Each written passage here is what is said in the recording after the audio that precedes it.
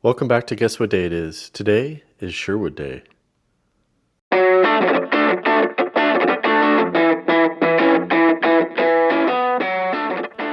Today we'll be checking out this Sherwood S17310A.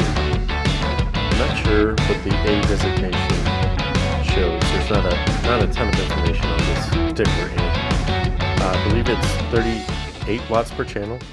This is a Dynaquad receiver, so it does have some similar 4-channel type functionality as you would see with some of the quadraphonic amps of the time. I really don't know very much about it. Hopefully we can learn a little bit about it as we go through this. It is in pretty good shape. It is dirty, just like most of the stuff that we start tearing into. As far as I understood, these came with a vinyl wrap, which this does. It's probably a veneer, but this is an all wood case. If we flip it up, we can kind of see what we got going on. This is a very well built unit. It's got quite a heavy transformer, which we'll take a peek at as we dive into it, but it is definitely back heavy. Just checking out the front, looks like we've got a phono input. We've got AM and FM, of course, 2 auxiliary inputs, tape monitor, the 4-channel button, which once again, that is for the Dynaquad FM muting mode. We have mono or stereo, high filter, loudness. I love the loudness. We got bass and treble, 2 speakers, A and B.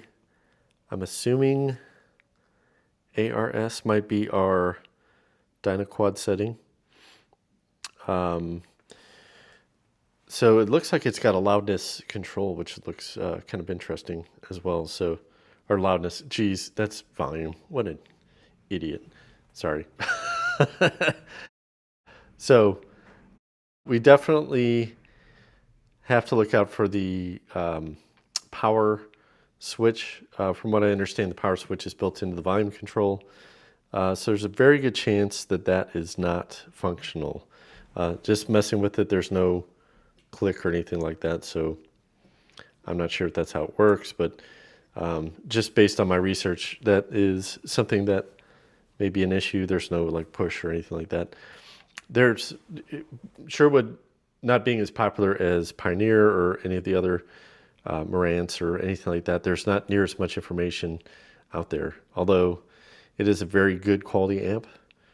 It is made in Japan. Let's flip it around back and see if there's any more data that we can gather. It is Japanese made. I think this is great. I need to get one of those turntable thingies. This thing does have some heft to it. So, made in Japan. I believe the S7300 was built in the US. But everything is really well laid out on the back here.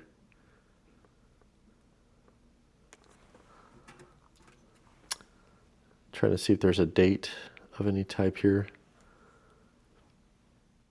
We do have a serial number. Starts in a 6. I wonder if that designates a like 1976. But really like this thing. I mean, a full wood case. My Pioneer has a wood case, which is one of the things I like about that particular amp. A lot of the Marantz of the time and other stereos either had a vinyl wrap or nothing really available for a nice wood case. So I find that quite pleasing. I guess the next step is hook it up to the dim bulb tester.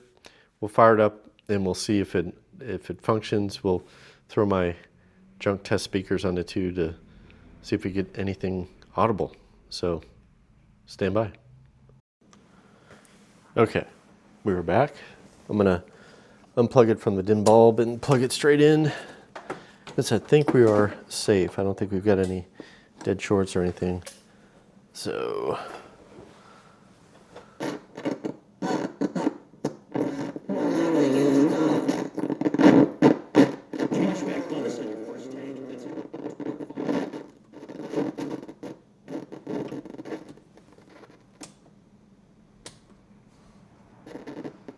Still not getting very good signal.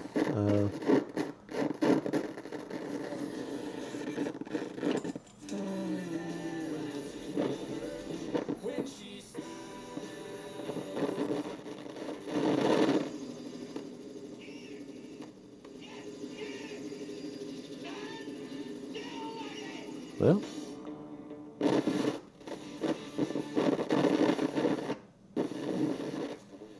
Three songs. We'll do the 2 at 2, 60-minute classic rock block. It'll be all right for a Monday. Afternoons with Doug Medlock on 101.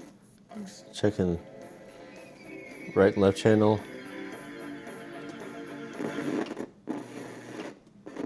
Trying to find something. You could do that, like an anthem like that, because your HBCU is going to be crazy this week. Spring flings, home. Okay, right? All that. They should start booking Left. try to get the cheapest prices Good possible. on that. Yeah, like kids are crazy. Yeah, that's lit. Yeah, that's what's up, It's a man. blessing, man, definitely. I know you don't want to just fall into the line dance. Bass seems to be reflective, But it's like nobody has made Dirty. any Dirty for sure. great sense. Like the 5 that we got. Like, That's the last one I that could be, cha-cha. Treble's working. But like, but none since then. And it's like,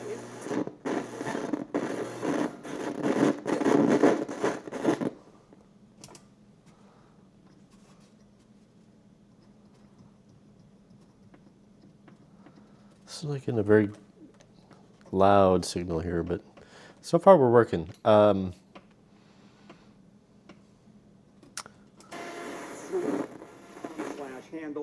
Download the free guide to AI and machine learning.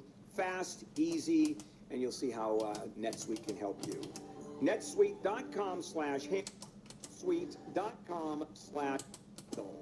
This is Handle on the Law.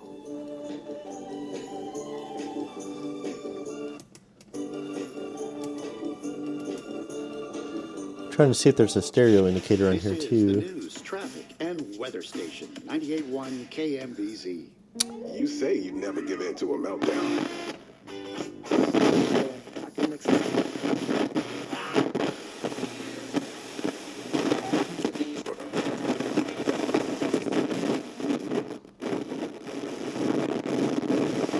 So much distortion.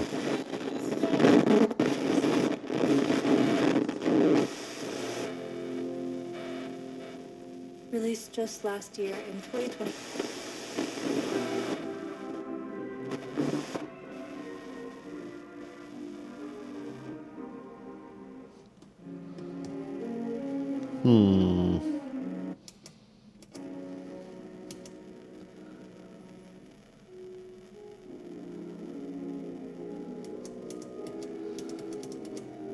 Interesting.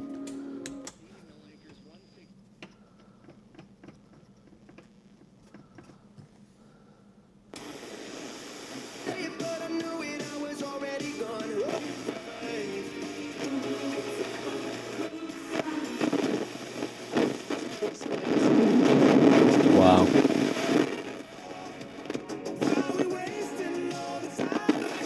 Now, 800-575-6481. There's hope. TRA can eliminate or reduce what you owe to the IRS. So I need to see if there's a stereo indication or something like that, because that, if it does have that, it's not popping on, so that could be indicating some other issues or something like that. But so far, you don't need to be. it is functional. Everything is dirty. We're going to have to clean the contacts and everything, of course. It looks like all the lights are working. If we go to phono, FM, AM, aux, I think if we look behind the glass there, there's going to be a stereo indicator there. So let me see if I can take a peek in there and see. see. Yeah. So right in between there is a stereo indicator. So I'm going to have to see if maybe my antenna is just not doing a good enough job.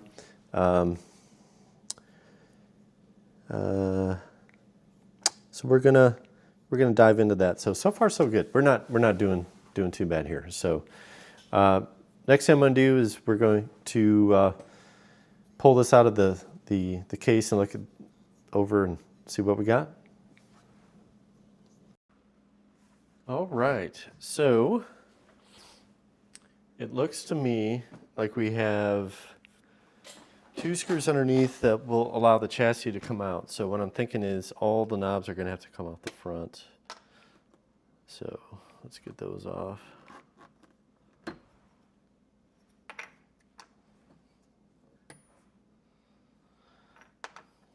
So the balance and tone knobs are aluminum. They all appear to be the same. The tuning and loudness or volume are both plastic. And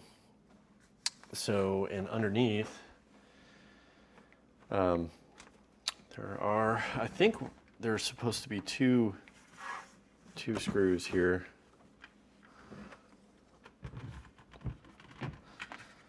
So I think what's going to happen is, well, so I think one will go here and one is here. I think what's going to happen is the chassis is going to slide out the back. So let's see what we got.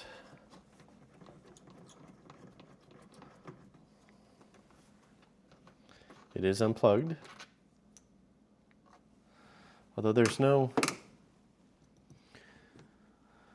like scarring. Like you see how right there we've got the little notches on the plate. So is that the only thing that holds it in? That would be weird.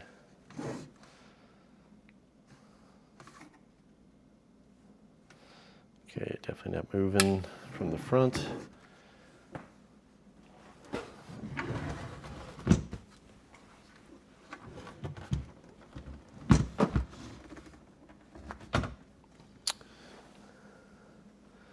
What else do we have here? Anytime you don't have manuals or anything on this, it's always a kind of a learning experience. We just start taking stuff out until things happen. I wonder if the feet have to come out.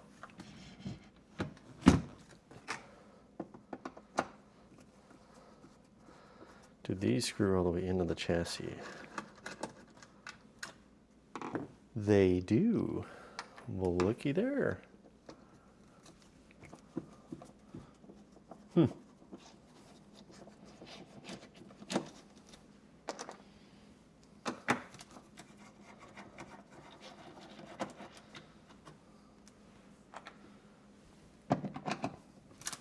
Yep, something moved with that last screw.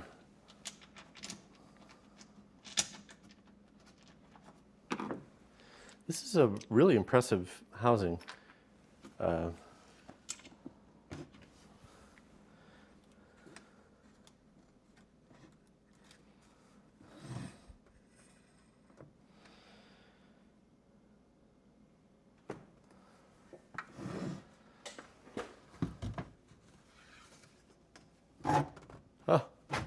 Doesn't go forward, it goes that way.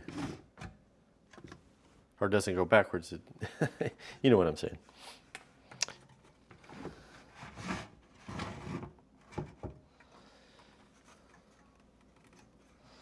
Kind of doing this upside down, but that's okay.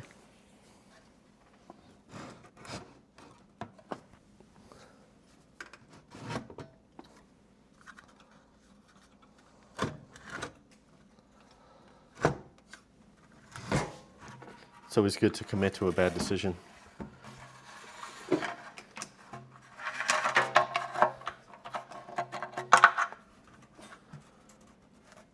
Just a little kind of look at the overall quality of that. That's pretty good. Got a kind of a steel grate for ventilation. Open on the bottom to let the vent on the bottom breathe adequately. It's got bolstering up in the corners. Really, really solid. I'm kind of impressed with that. I'm assuming that's a veneer. It does appear to be a veneer. So that's great. So I wonder if the A, as we do our research on this stuff, I found information on the 7310, but not much on the 7310A. So I'm curious if A may designate some sort of an upgrade with that case. So if you know anything about that, put it down in the comments. Let me know what you think on that. So just a general overall look over here. I like the way this is laid out. This is really, really nice.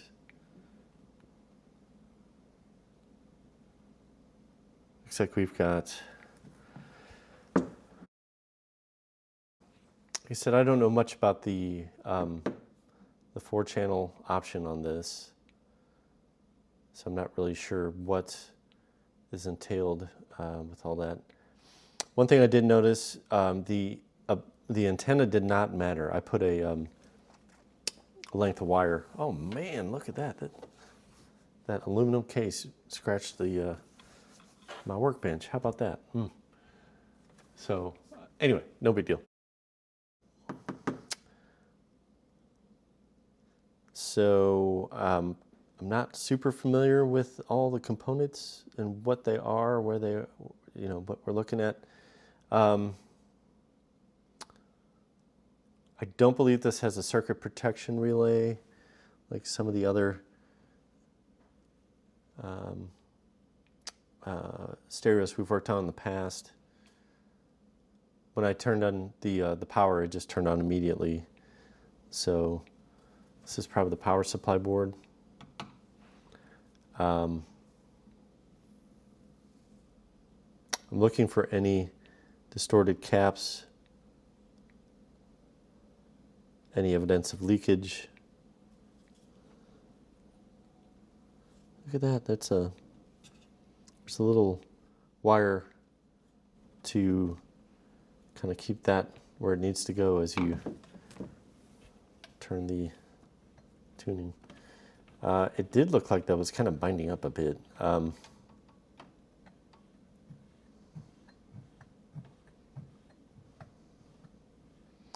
it looks like it's moving quite well. I'm very curious about the antenna, the fact that that didn't really give us any better signal.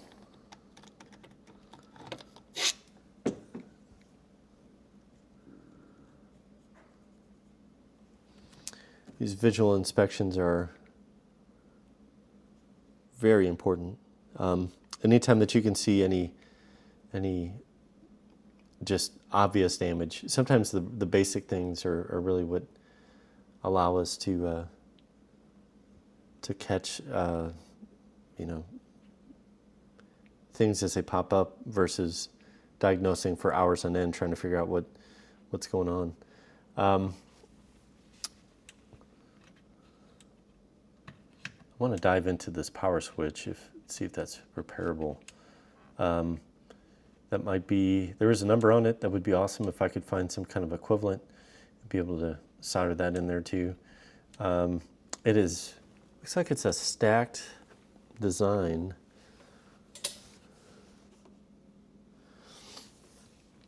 Looks like there's two potentiometers right on top of each other.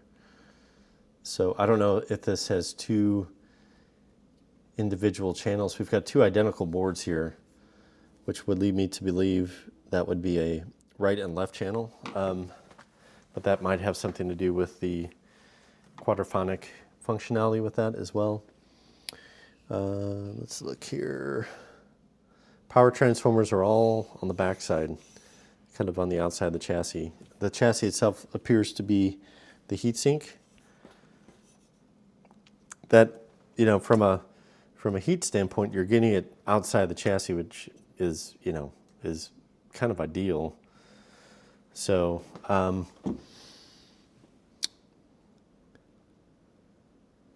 then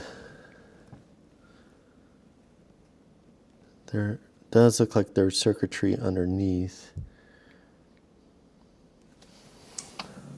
There are fuses as well. Let's put it up on its side. I'll try to put it so that this camera can see it.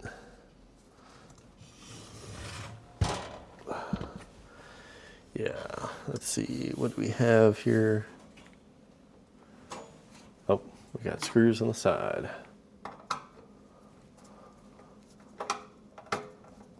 Oh, extreme close up. Sorry about that.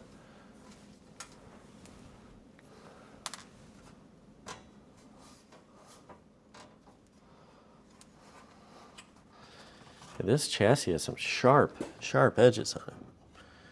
Man alive.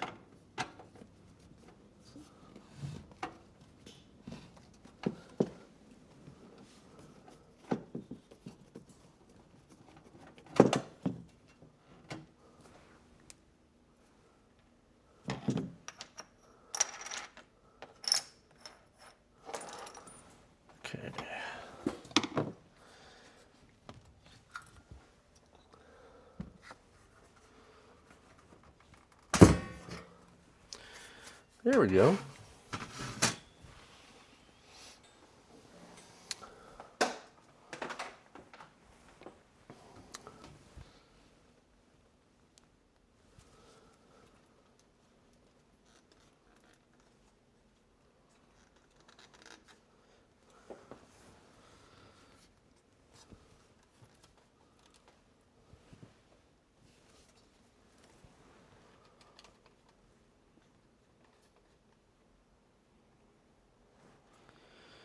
Okay.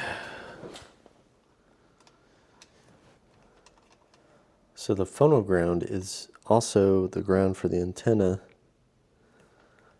which I find that to be interesting. I guess that just goes right to the chassis, right to that. There's a big old ground spot there.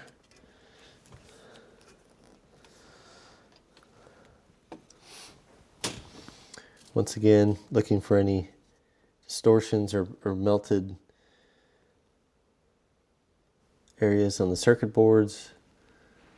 There's some good size capacitors right there.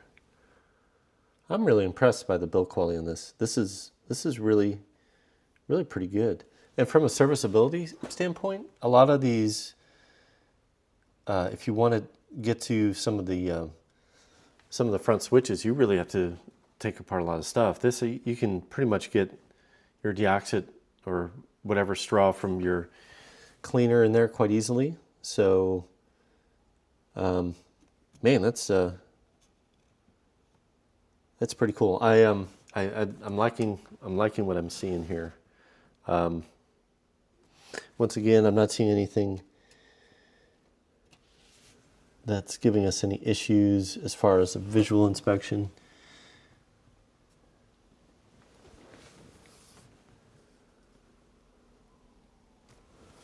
And the switches here are easy to get your deoxit in. Very nice. Okay, well, I think I'm going to power it up again with everything off, and I'm going to try to get a better FM signal. So I don't know if we have a problem with the tuner or if we have something that might be going on just with a bad connection, but I'd like to get that stereo indicator to be illuminated. So that, like I said, that might be an indication of a bigger issue that we have to dive into. So I'm going to hook up the speakers again. I'm going to see if I can get a better better idea of what we're looking at from a antenna standpoint. So I'm not super concerned because the signal did not get better as I added the antenna, or it didn't get worse either. So if there was, a problem with the tuner, that was that probably would have changed with the strength in the antenna. So it could have just been how I had it hooked up. So yeah, I'm going to hook the speakers back up. We'll get a better antenna hookup, and then I'm kind of impressed. We may have to come up with a solution for the switch. I like to do something a little more elegant than have an on-off toggle switch, which I'm not super against. I might even pull that pot out and see if there's some kind of a mechanical failure that could be repaired as well. These switches are not electronic necessarily; they're mechanical. So there's a lot of things that we might be able to actually repair as well. I would really like to keep it as factory as possible. This does not have a ton of value. This isn't like the Marantz or some of the other receivers that you've seen on the channel. It's highly unlikely I'm going to go very deep with this one as far as doing any capacitors or anything like that. If it is functional as it sits, it's probably going to stay as it is. I'll probably put it through its paces. I usually try to run these for a good 24 hours and just fully assembled with the case on and everything, so that if there's any excessive heat that builds up that would cause any failure, then that would all be out in the open when we're looking at it. So I'm gonna put everything back together so we can hear some noise and work on getting that stereo indicator to light up. Okay, so once again,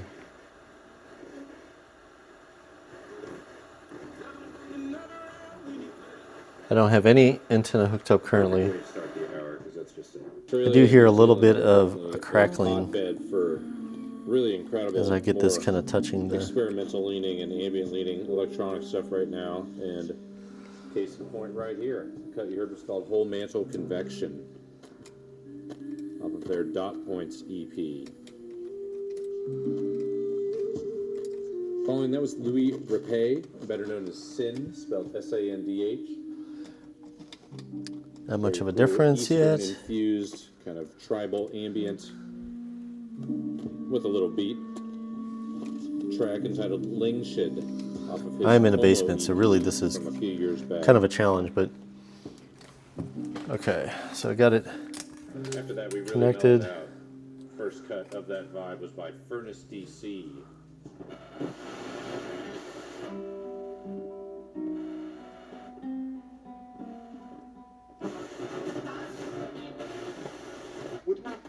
Who cares what the rest of your guys did? And by the way, the rest of their guys did very, very little. But anyway, Dave Lillard just got helped off the court. And I mean, could not walk on the left leg. Non-contact kind of a look, helped off of the court. You know what's going on?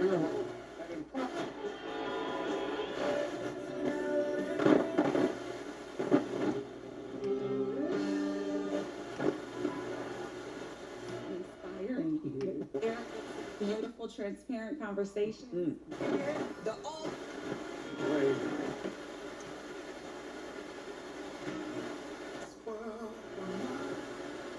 Still nothing. So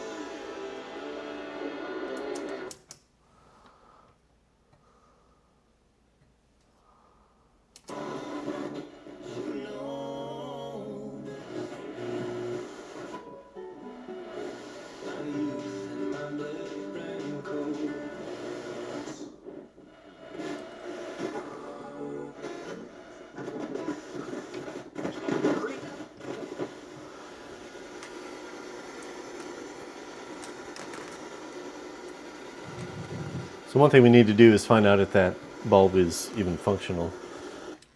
So that is, that's definitely something that we need to kind of check into.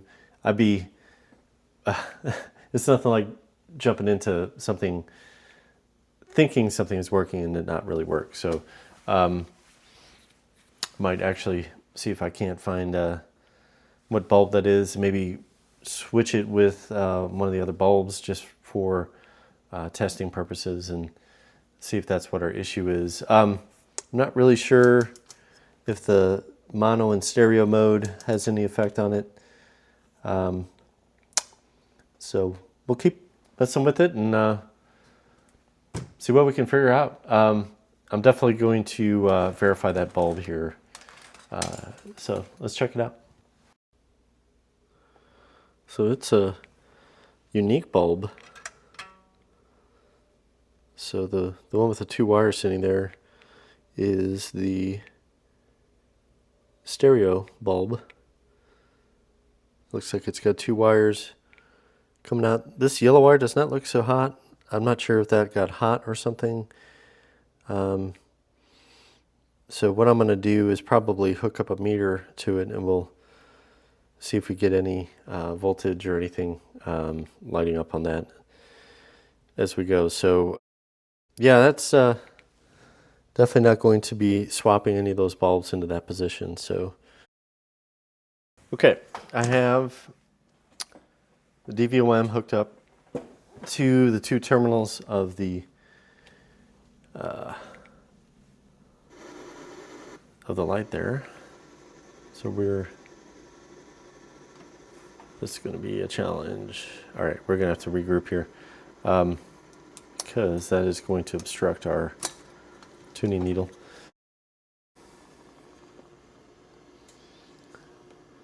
Tell you what, let's see, orange. We'll go straight to the source.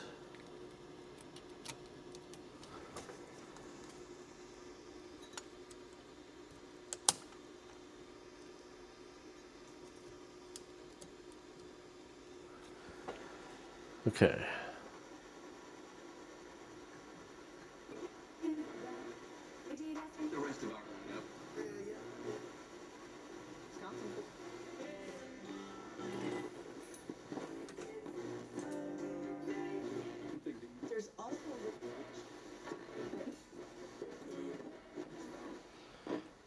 And we are getting a decent signal. We're just not.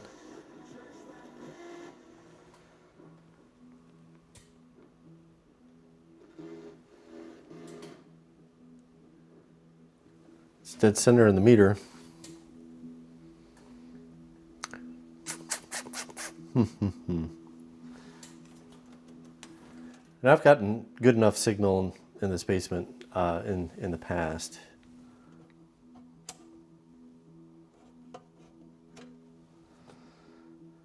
Okay. So it's not a bulb issue. We may have a tuner issue. So we will continue to do some research and find out what we can find. So once again, everything looks really good in here. Sometimes I'm amazed by just how well some of these fare and some of these don't. This obviously wasn't in a smoker's house or anything like that. There's barely even any dust in here. So, but anywho, we'll do some more research and see what we can find. So we pulled apart the switch section of the volume pot. So we've got two gangs for the volume section, and this section back here is the switch for the power. Now, that is the switch. Inside there is a small, let's see if I can get this apart without it just disintegrating. There's a piece that bridges these two contacts. I can get that to focus there. spring-loaded, and basically this little arm goes through the slot, but there's nothing on the other side there that will activate that. So there's something mechanically broken that connects the volume pot to the switch. So that switch is pretty much unobtainable. So what we're going to do is we're going to mount a toggle switch. So, and I think what we're going to do is we're going to mount it in the back, right in the spot between the two graphics right there. I do not want to put it in the face. I feel bad enough having to drill a hole in this thing as it is, so we're going to keep the front stock.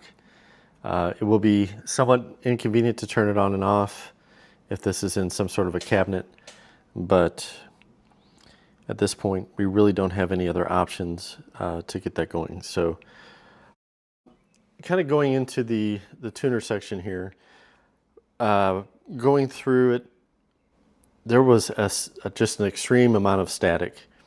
So what I'm going to do is go through and clean.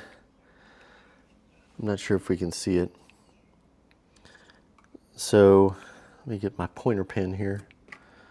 So if we look, these sections right here are green and gross. So that's a grounding tab. Where that meets that, it's corroded. So we're going to take some deoxit, and we're going to be very careful, and we're going to do our best not to get any deoxit on the plates or anything, because we don't want to make these inoperable. It does work somewhat. So we're going to clean that, see if that helps. Regardless, it is just so staticky. Switching from station to station, I think that's an indication that might be what our problem is. And that might clear our signal up enough to get that stereo light. I actually have a pretty strong antenna hooked up to this. It's actually the antenna I was using for the prison TV. And if you want to see the video on the prison TV, you can click up in the right. So that's our plan of action for today. It is a new day.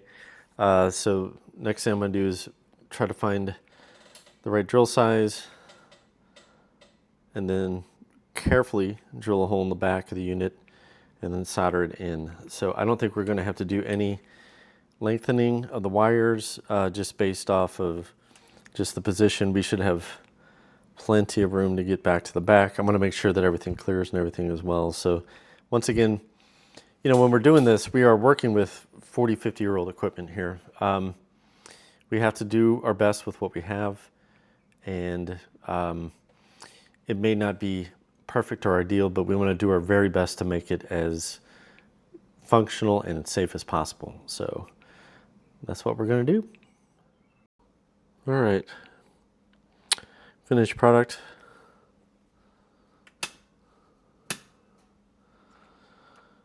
Looks pretty good. It is tucked in there. Probably can't see it. Plenty of room for the terminals to the chassis. You can kind of see it in there. So, all right, we're going to flip it over. We're going to just make sure that I didn't fry anything. So we'll flip it around with the dim bulb tester just to be on the safe side, and we'll see what happens. Okay, dim bulb tester is on. Let's flip her.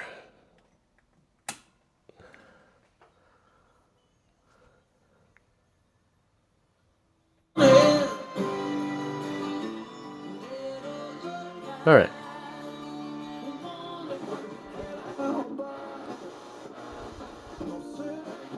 To focus.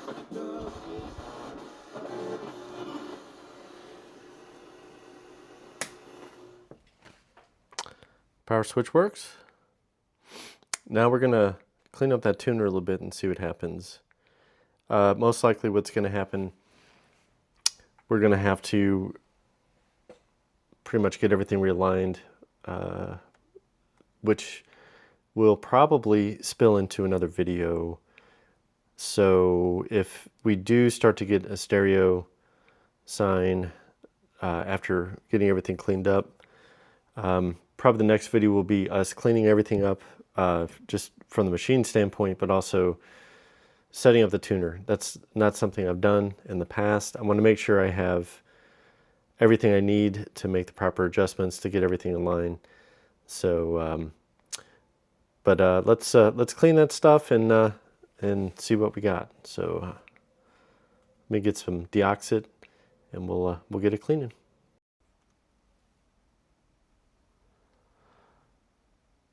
All right, we got a kind of a close up here. So I'm still not sure you're going to see this very well, but we will do what we can. So we have ground contact right here, and right here. They're super green. So what we're going to do is I'm going to spray some deoxit on a Q-tip because I do not want to get anything on the fins of the oscillator there. So they make pump versions of deoxit, which would probably be better suited for this. This form of deoxit is very high energy. So do that. You see there's quite a bit of green nastiness in there. So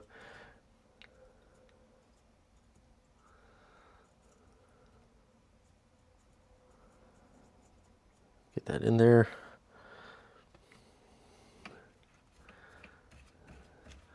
Work that around.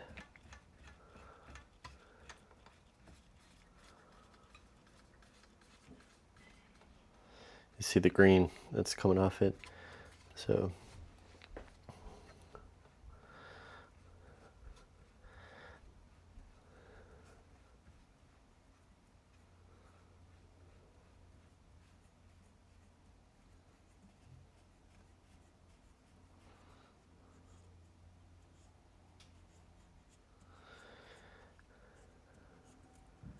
dirt is a big hindrance to electrical current, corrosion, all that kind of stuff.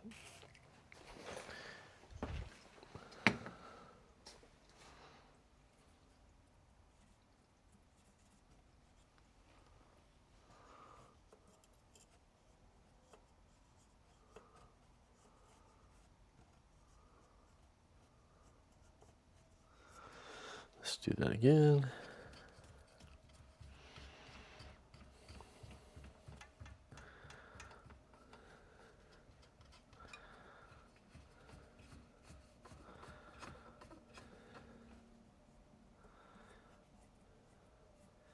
This probably isn't as effective if I actually sprayed the deoxit on there, but once again, I'm trying to keep as much stuff out of there as possible.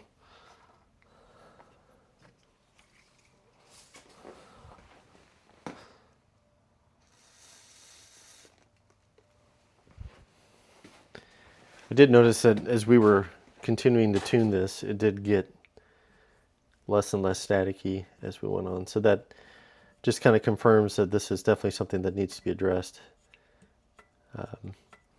Whether or not this is our main issue is yet to be seen. Make sure I get the cotton out of there. Okay, let's do that again.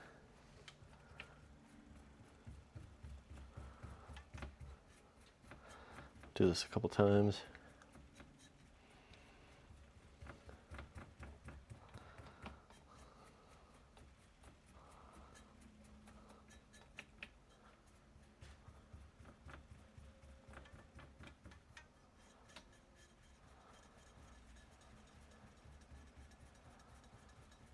Okay, let's get it set back up and see what we got. All right, let's flip around and see what happens.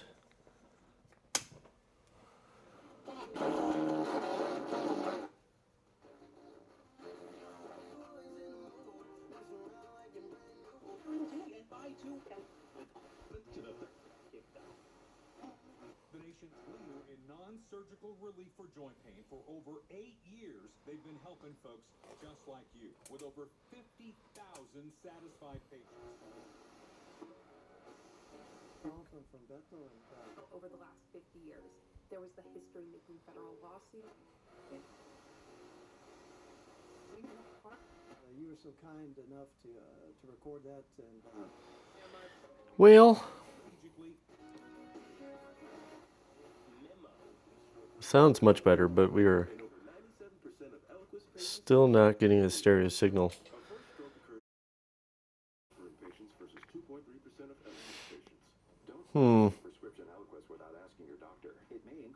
Interesting.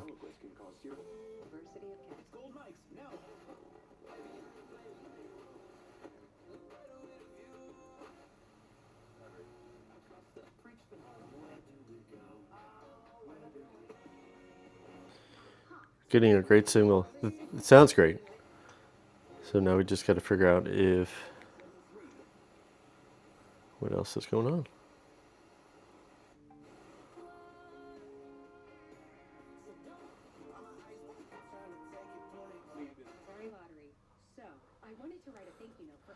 All right. Well, let's poke around a little bit more. Like I said, we may get into this a little bit more in the next video. So let's see what we can figure out here. Well, that's going to do it for this episode. We made some pretty good progress. We identified 2 problems. First of all, the power switch didn't work anymore. We got that solved. We have a auxiliary power switch that's installed. Turned out pretty good.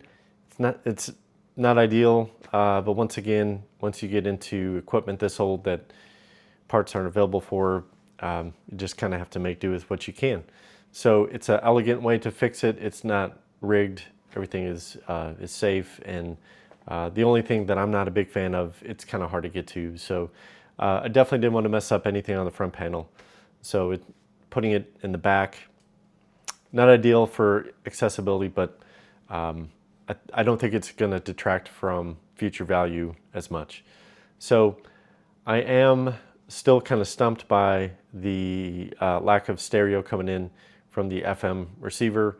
After cleaning the tuner, everything seems to be coming in a lot better as far as no scratchiness or distortion or anything like that. We have a very strong signal. I've run a pretty killer antenna in here, so I'm picking up stations I've never picked up before. So we've eliminated that. Without a schematic, I'm probably not going to be able to go much farther than where we're at now. So I have to kind of convince myself to spend the $14 to $20 to get the schematic for that, or if I can stumble across it. I haven't found anything yet. There's a couple different outlets, including Sam's, which is a company I didn't think was still around. My dad used Sam's schematics. I think we have some at my parents' house that go back into the 50s and 60s. So, but they're the most expensive, so I'm probably not going to use them for a schematic. But repair information is very essential. We can have a basic idea of how this functions, especially messing with a tuner when there are so many different adjustments that have to be made. You don't want to just kind of wing it. So we'll continue this episode next week. Hopefully I can get this dialed in and get it fixed. It's a great amplifier. Everything is working otherwise. I've gone through testing. I've cleaned the pots and everything. All the switches and everything are functioning as they should. It sounds pretty darn good. Once again, through my test speakers, which are little junk surround sound speakers from a Sony surround system that I had back in the day. But if they die, that's not that big of a deal. And it sounds great through those. So we'll continue with this next week. Obviously, I like to, I'm personally not good at not finishing something. So anytime I have a stopping point where I don't have clarity, it really bugs me. So it's not that big of a deal. We'll get it figured out. So once again, I really appreciate you watching. Thank you so much. Please hit that like and subscribe button, and we'll see you next time on Guess What Day It Is.